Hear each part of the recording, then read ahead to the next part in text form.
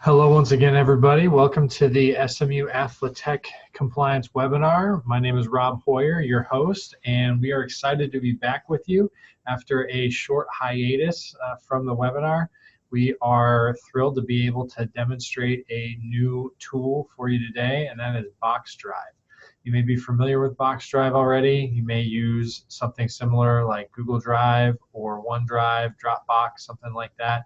I'm going to take some time today, though, to explain why BoxDrive may be a more suitable alternative for you in your compliance operation if you are interested in trying to move towards a paperless office. So let's get started in talking about BoxDrive. So the reason that we went to BoxDrive here in our compliance office here at SMU is because the campus IT department implemented it campus-wide a few years ago, and in conjunction with that, we were also starting to run out of space on our athletic department shared drive, and so we wanted to be a good steward of university resources, and so we started utilizing BoxDrive as a place to store our office files because, as I'll show you in a little bit when we look at the pricing model, the storage is unlimited as opposed to the space constrictions that we were running into with our campus network drive.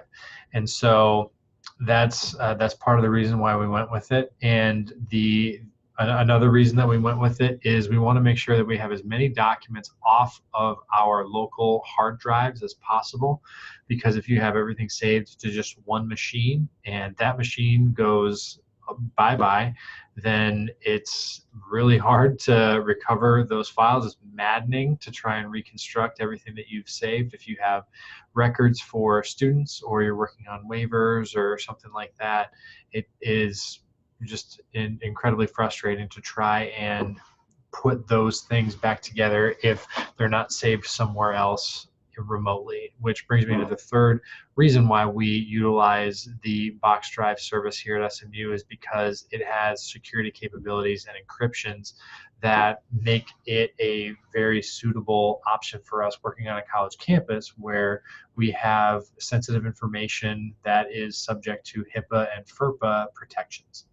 So that encryption is really helpful for us, and it's also something that we recognized when we had to upload documents to the NCAA when we were going through our major infractions probation. That was a tool they used, and so that security is something that they're mindful of, and so that just told us just the level of encryption available in this service as opposed to maybe some of the others. I'm just mainly speaking towards the security capabilities for something like BoxDrive.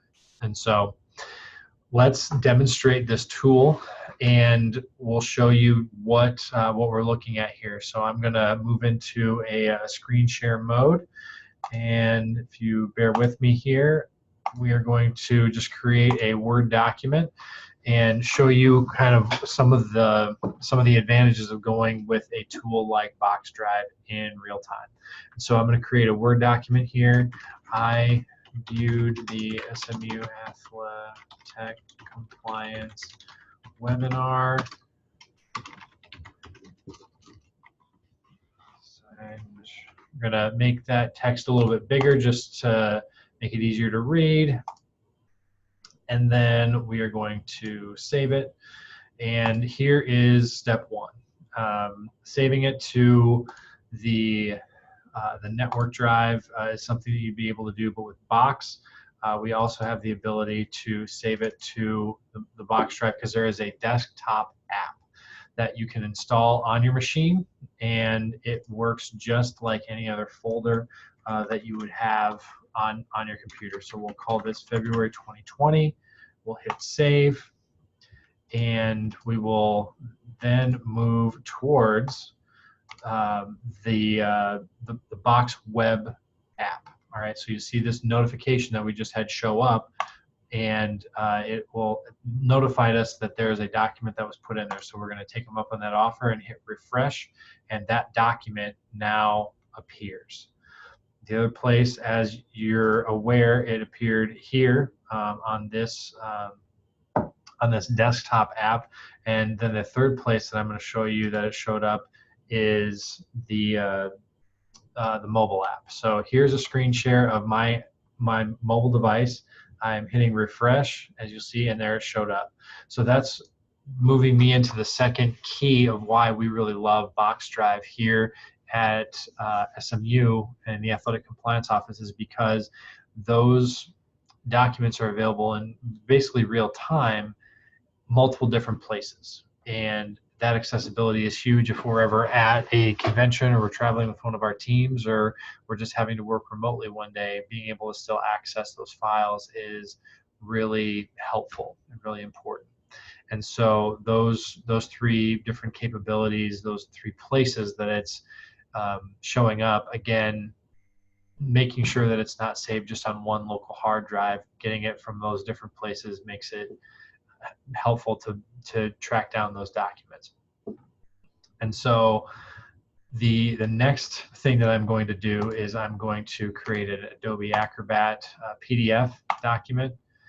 And the reason we're going to do that is because I want to be able to show you one of my favorite things about Box Drive, and that is its integration with the tool that we demonstrated in our last episode, DocuSign. Clicking on this button right here brings me to a screen that says integrations, and having that integration send with DocuSign, it's going to open up this this window and pull up the document. It's going to open up a DocuSign envelope automatically because of that integration, and having those two systems talk to each other as it creates this envelope. This has been an incredibly helpful tool for me during National Letter of Intent time. When you're trying to balance the dozens potentially of National Letters of Intent, figuring out what gets saved, what version is where, those types of things. Our student files are in this app, this Box Drive. This Box Drive is our office filing cabinet, and so our student files are in here, and making sure that they're saved in here is being able to send this document, whether if an NLI is saved in there, a document like this will pop up. You'll have the ability through this pop-up window to send that document, the National Letter of Intent or whatever document you're trying to have signed, through this pop-up window, just like you would any other DocuSign document. So I'm putting in the signature, the date, just like I would any other DocuSign document, and then I'm hitting send. When it is sent through that pop-up window, you'll see you have successfully sent your document to be signed with DocuSign. That little pop-up window showed up in the app. At that point, your recipients are going to receive their notifications just like they normally would. It'll go through whatever workflow that you have set up. Once that document is completed, the completed signed version of that document will show up in addition to the original documents, the unsigned documents that were in your Box Drive folder to begin with. And that is something that I personally really love in terms of functionality, because if you're trying to balance dozens of National Letters of Intent, you may not know which version is in there signed.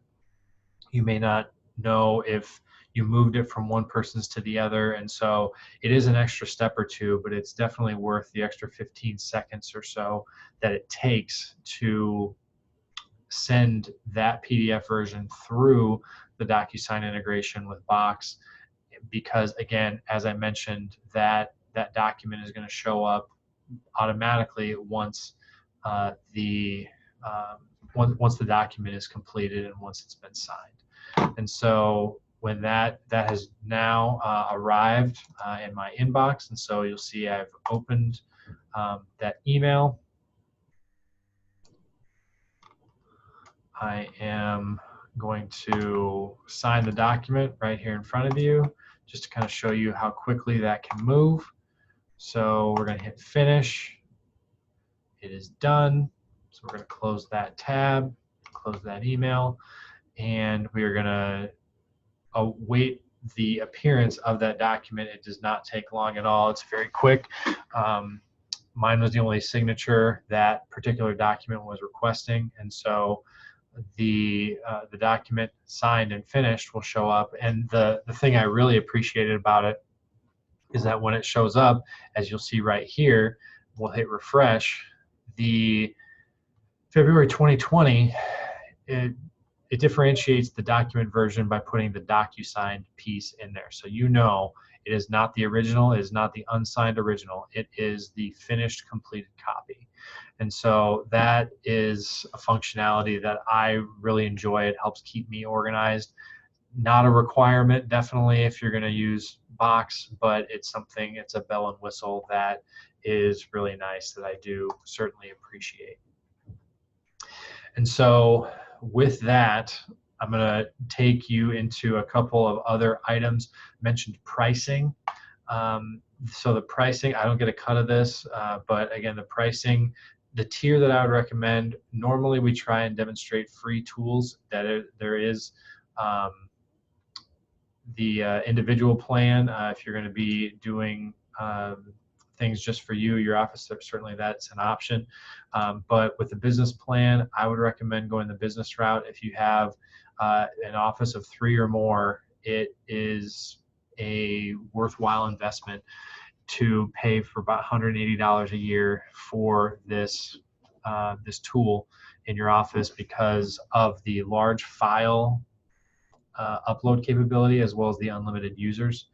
It gives you the desktop access, as you'll see here, and it is also something that is helpful from the version history. And so if you're working on something with people in your office across different computers, there might be multiple versions of the document, you can follow the trail in the context of where you got, how you got from A to Z.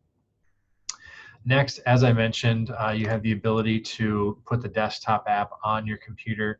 That makes this all the worthwhile to us to be able to use it just like we would the local hard drive, being able to save things to folders like we would just the hard drive, deleting things in the same way. That makes this a really, really worthwhile tool. And so with that, that is all we have for this month. I want to thank you for joining us and encourage you to join us next month for the March episode of the SMU AthleTech Compliance Webinar. Until then, take care.